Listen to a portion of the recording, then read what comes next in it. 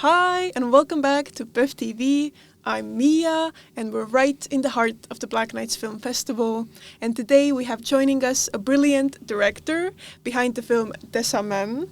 And let's give a warm, welcoming applause to Uģis Olte. Yes. Thank you. Hi. How are you doing? Fine. Enjoying the weather. All right. So, what inspired you to make this film? Actually, the weather. I had noticed that regular people, when they are put in extreme conditions, they perform or behave differently. So my film is, in my opinion, best Latvian heavy music band put in an open air situation in November, end of November last year. And they are performing in a pit dug out on the side of a hill. So it's clay, it's fire, it's smoke, and it's snow. And that is a music film that is based on this performance. And it also triggers some animistic miracles that also can be seen in the film. There are spirits, there are ash spirits, milk spirits, stuff like that. So, how long was the filming process? Because this film showcases like the different seasons. Yeah, it was simple. The main shoot, the performance was 3 hours, 25th of November 2023, and then I had some time to think about what could be painted over until the spring of 2024. So it's quite fast film. It's super. Punk because it's made with super small budget but with a lot of soul, and it was also my master's thesis in Latvian National Film School. So I used this opportunity to make something really weird and really something that wouldn't be born otherwise, only under those academic circumstances. Right. So the film was largely shot in the woods. What criteria did you use to select these specific filming locations? My ongoing theme is a relationship between human and nature, and I'm always interested in to look at nature as I don't know, maybe ancient people did when they felt all the mythological overlay to everything. For Latvians, stones can speak, trees are alive, they have a will, and they are also able to act. So this is how I like to think about nature. And then I like to put people inside this nature and see what happens.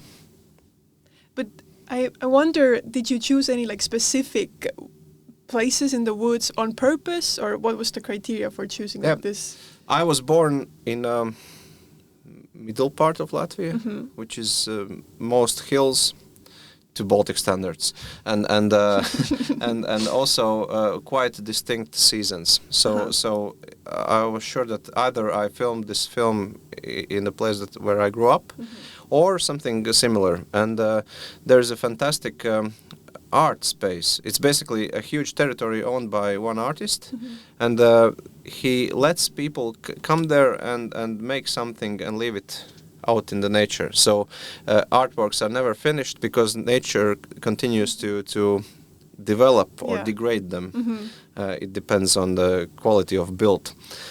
So I chose this place because this artist was also the scenographer for the film, and it's the setting of the film is his land art object. He saw that the hills probably enjoy a little scratching of their backs, so he brought an excavator and scratched back of one hill that was close by, and that was the setting for the concert. It basically looks like clay and mud volcano crater with a rock band performing inside of it. Nice. So how challenging was it to convey this story, this message, without using any words? That was one of the initial rules, that this film will be totally without any spoken word. And when I was a teenager, I spent every night jamming with my friends. So we played music, and I remember that this is very special kind of communication, that you have to read something in the air, you have to read other musicians' movements and eyes, and in that situation, words are useless. And I wanted to make a film that is about that feeling, about creating something in a group, not alone. Yeah. And also there is one character who is really anxious and neurotic because of his will to do something on his own, alone. But then he comes to this place where this band performs, and he understands something. So there's also a little narrative, but really subtle one. But it's not important. My purpose was to make something that impacts you with sound, and something that has like wild and animistic images. Yeah. So what did you aim to symbolize with the dance choreography in the film? As you know, it's best to leave the last step of film's impact to the audience. So symbols should never be explained, and everyone can do with it what they want to. For me, it means something. It's quite simple. If you remember, there was a film, Fifth Element, where all the elements were joined together and then something came out. It's maybe a bit in that direction. But there is land, there is air, there is fire, there is water, and there is some vibrations created by musicians. So I think that is the alchemical formula for something to be born. And this creature that we see in the finale of the film is the visualization of that force. So how did you come to this specific music genre that's used in the film? This is a band that exists for 20 years. I always knew that they exist, and that they are one of the most well-received bands outside Latvia. But I had never listened to them until a few years ago when I bought a LP. And I realized that that's exactly what I was missing in my life, because it's really there's dark and light, there's heaviness and subtleness, there is no words, and there's also some cinematic structure, because TESA is the name of the band. Their compositions are usually quite long, and they build just like film scenes. They build. They don't have like verse, chorus, bridge, chorus, song structures. So that is something that I like, and that is something that triggers images in my head. So my aim with this film was to just let those images come to life. What challenges did the filming period present to you? Was there any? Well, imagine it's a film that's filmed live, without any rehearsals, because it has to have some edge. And it was -5. It was this first day of winter.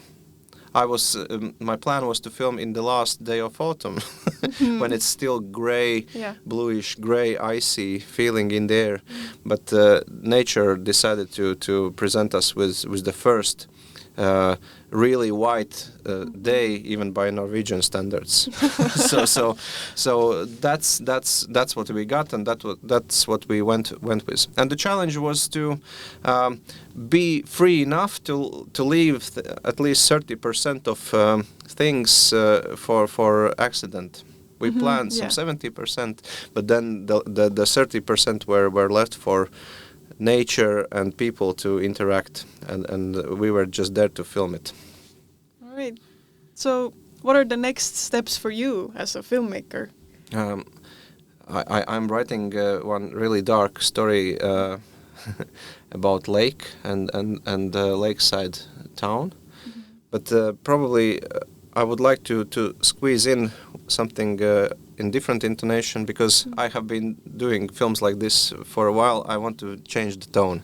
So I hope that the next one will be about two teenagers in 90s who are like blossoming, feel their sexuality to blossom, in this vacuum of information that was in 90s. Yeah. And also this is the time when this vacuum of information is filled by all the good stuff that came in through the Iron Curtain or over it. Yeah. So this is something that has been already written, and we are developing it to maybe a potential film project. All right, looking forward to it. I hope so. I hope so. Thank you so much for coming and sharing some insights into your film. And thank you for tuning into PÖFF TV, and we'll see you next time.